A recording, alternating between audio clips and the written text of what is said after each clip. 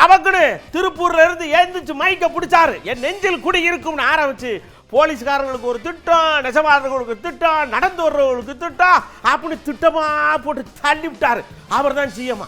நெசவாளர்களின் தயாரிப்புகளை நேரடியாக சர்வதேச சந்தைகளில் விற்பனை செய்வதற்காக அரசுக்கு சொந்தமான ஒரு உலகளாவிய இ-காமர்ஸ் பிராண்ட் உருவாக்கப்படும்.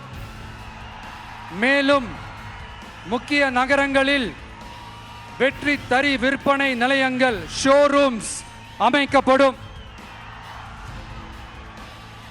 இரண்டாவது, நிலையற்ற நூல் விலை மற்றும் மின்சார நெருக்கடி சுமையை பகிர்ந்து கொள்ள கைத்தறி மற்றும் விசைத்தறி வைத்திருக்கும் ஒவ்வொரு நெசவாளர் குடும்பத்திற்கும் ஆண்டுக்கு 30,000 ரூபாய் வங்கி மூலம் நேரடியாக நமது டிவிக்கு அரசு வழங்கும்.